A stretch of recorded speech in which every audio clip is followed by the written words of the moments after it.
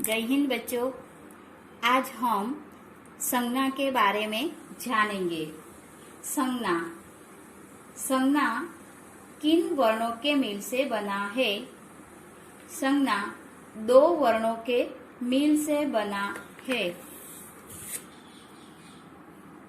सम धन ज्ञा यानी संज्ञा। संज्ञा का शाब्दिक अर्थ क्या होता है? संज्ञा का शाब्दिक अर्थ नाम होता है। संज्ञा किसे कहते हैं? जो शब्द किसी व्यक्ति, वस्तु, स्थान, पशु, पक्षी, जाति, गुण, भाव या अवस्था के नाम को संज्ञा कहते हैं।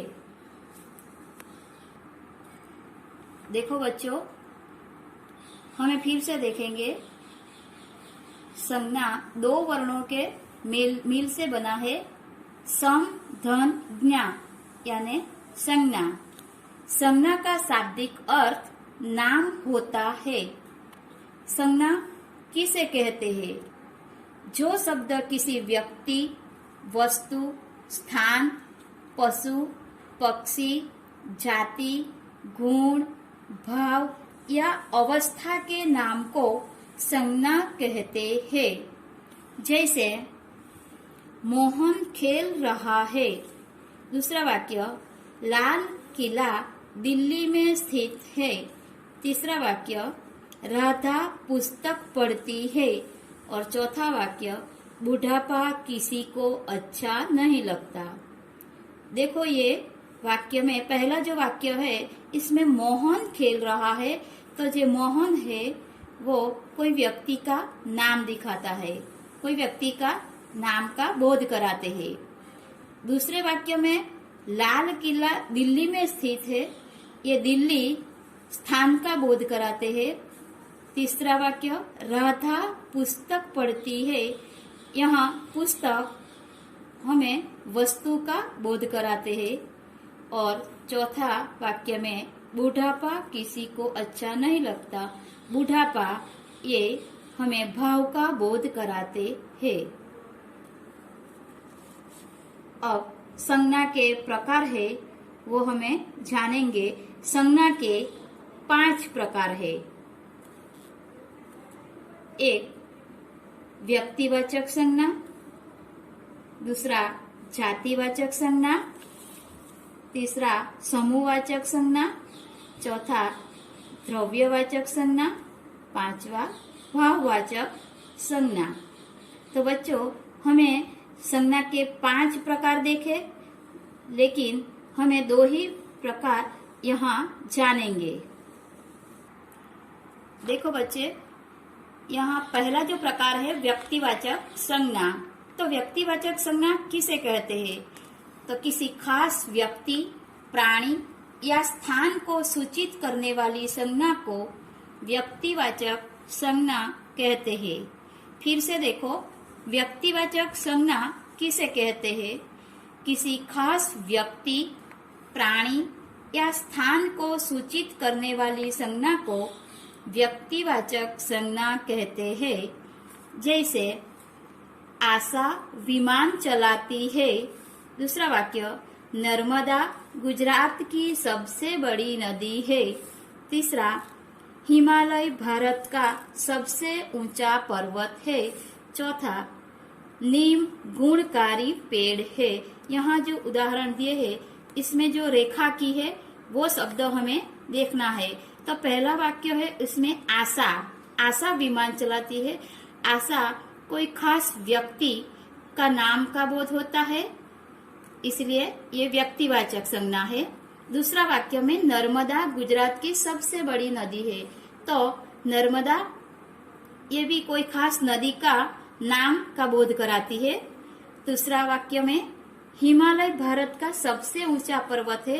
हिमालय यहाँ देश में पर्वत ज्यादा है, लेकिन यहाँ पर्वत का नाम दिया है, कोई खास पर्वत का नाम दे दिया है, इसीलिए व्यक्तिवाचक संज्ञा है।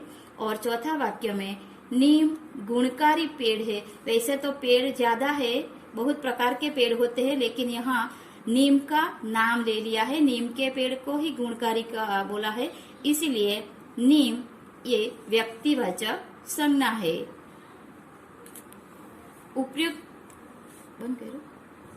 उपयुक्त वाक्यों में रेखांकित शब्द आशा, नर्मदा, हिमालय और नीम किसी खास व्यक्ति, नदी, पर्वत और पेड़ का निर्देश करते हैं, अतः वे व्यक्तिवाचक संज्ञा कहलाते हैं। फिर से देखेंगे हम व्यक्तिवाचक संज्ञा। व्यक्तिवाचक संज्ञा किसे कहते हैं? तो किसी खास व्यक्ति, प्राणी या स्थान को सूचित करने वाली संज्ञा को व्यक्तिवाचक संज्ञा कहते हैं। जैसे आशा विमान चलाती है, नर्मदा गुजरात की सबसे बड़ी नदी है, हिमालय भारत का सबसे ऊंचा पर्वत है, नीम गुणकारी पेड़ है। यहाँ आशा, नर्मदा, हिमालय और नीम कोई खास व्यक्ति का नाम सूचित किया है, कोई खास शब्द पर सूचित किया है, इसीलिए व्यक्तिवाचक संज्ञा है। उपयुक्त वाक्यों में रेखांकित शब्द आशा, नर्मदा, हिमालय और नीम किसी खास व्यक्ति, नदी, पर्वत और पेड़ का निर्देश करते हैं, अतः वे व्यक्तिवाचक संज्ञा कहलाते हैं। चलो बच्चों, अब हम दूसरा प्रकार जानेंगे। दूसरा प्रकार है जातिवाचक संज्ञा।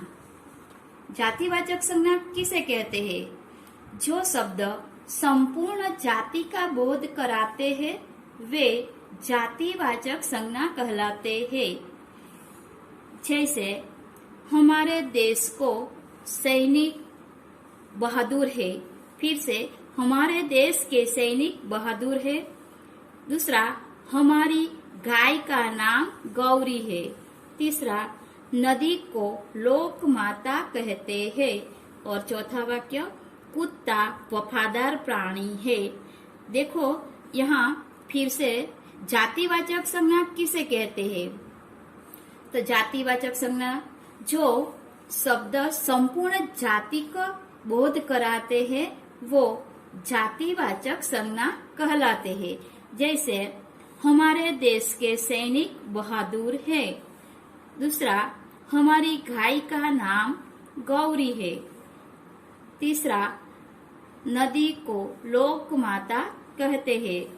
चौथा, कुत्ता वफादार प्राणी है। देखो यहाँ हमारे देश के सैनिक बहादुर है, यहाँ सैनिक जाति दिखाई है, जाति का बोध कराते हैं, कोई सैनिक का नाम नहीं लिया, इसीलिए वो जातिवाचक है। दूसरे वाक्य में गाय, गाय ये भी हमें जाति का बोध कराती है। तीसरा जो वाक्य है नदी, नदी कोई नदी का नाम नहीं लिया, जैसे तापी, नर्मदा, ऐसा कोई नदी का नाम नहीं लिया, और नदी लिखा है, नदी जाति दिखलाती है।